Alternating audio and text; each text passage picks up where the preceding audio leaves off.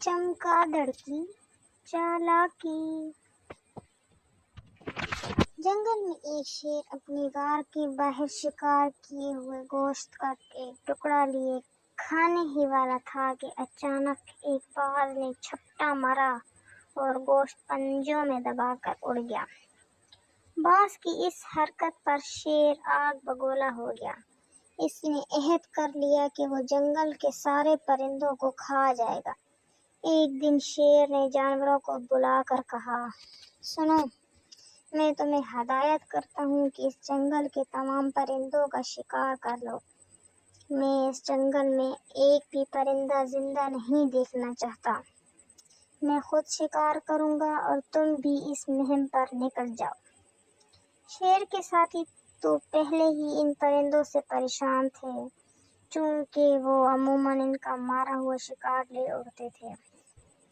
اب وہ رات کو جب پرندے اپنے گھونسلوں میں سو رہے ہوتے تو ان کو کھا جاتے۔ الو ایسا پرندہ ہے جو رات کو سوتا نہیں۔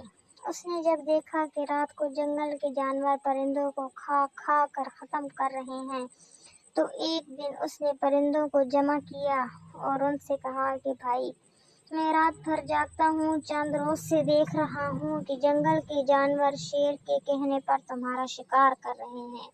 حالانکہ بات چھوٹی سی تھی کہ ایک باز شیر سے گوشت کا ٹکڑا لے اڑا تھا، لیکن وہ تو پہاڑ پر رہتا ہے اور ہم جنگل میں رہتے ہیں۔ ہمیں مل جل کر رہنا چاہیے۔ بہرحال جب تک حالات معمول پر نہیں آ جاتے میں تمہاری مدد کروں گا۔ جب کوئی جانور کسی پرندے کے گھونسلے کی طرف بڑھے گا تو میں آواز لگاتا ہوا اس کی گھونسلے کے قریب سے گزر جاؤں گا۔ تم لوگ ہوشیار رہنا۔ الو کی مدد کے بعد پرندے چرندوں کے حملوں سے کافی حد تک محفوظ ہو گئے۔ ایک چمگادڑ جو پرندوں کے شکار ہونے کی وجہ سے بہت پریشان تھی، ایک روز شیر کے دربار میں گئی اور کہا، جناب بادشاہ سلامت، پرندوں سے میرا کوئی واسطہ نہیں۔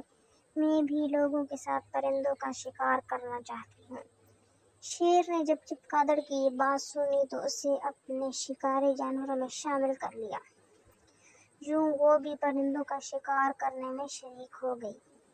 ایک دن صبح سویرے جب یہ جانور رات کو پرندوں کا شکار کر کے تھکے ہارے بے خبر سو رہے تھے تو جنگل کے تمام پرندوں نے اپنی اپنی چونچوں اور پنجوں میں اپنی جسامت کے مطابق کنکریاں اور پتھر دبائے اور سوئے ہوئے جانوروں پر ان کی بارش کر دی۔ تمام جانور ادھر ادھر بھاگنے لگے۔ پرندوں نے اپنی چونچوں اور پنجوں سے انہیں مزید زخمی کرنا شروع کر دیا تو جانور اور بھی تیزی سے بھاگنے لگے۔ جب چالاک چمگادڑ نے یہ منظر دیکھا تو وہ سمجھ گئی کہ جانور شکست کھا کر بھاگ نکلے ہیں۔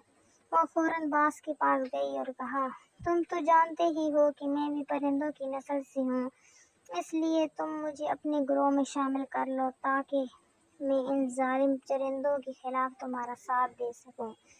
چنانچہ اس نے اپنے گروہ میں اسے شامل کر لیا۔ جنگ اور تیز ہو گئی۔ اب چمگادڑ کا معمول بن گیا کہ جس کی بھی فتح ہوتی وہ اس گروہ میں شامل ہو جاتی۔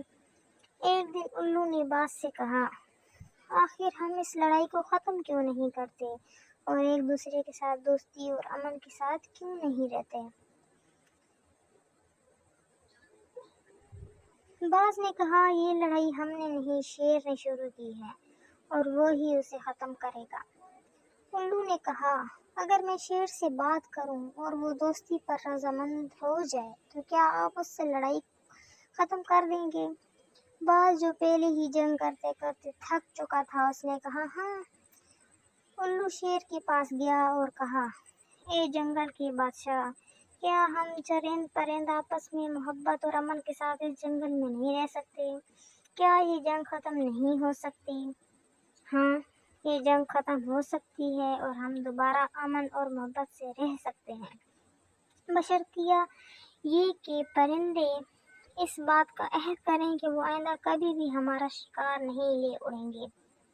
پرندوں نے وعدہ کیا کہ وہ پھر کبھی ان کا شکار پر جھپٹا نہیں ماریں گے۔ جب دونوں میں صلح ہو گئی تو چمگادڑ بھی نکل آئی۔ اس نے کہا میں بھی اس صلح میں شریک ہوں۔ باز اور شیر نے کہا تم مطلب پرست اور بزدل چمگادڑ ہو، ہم تمہیں اپنے ساتھ نہیں رکھ سکتے۔ سارے جانوروں اور پرندوں نے اسے برا بھلا کہا۔ چمگادڑ اپنی چالاکی پر بہت شرمندہ ہوئی اور خاموشی سے جنگل سے فرار ہو گئی۔ بچوں، ہمیشہ محبت اور امن سے رہنا چاہیے۔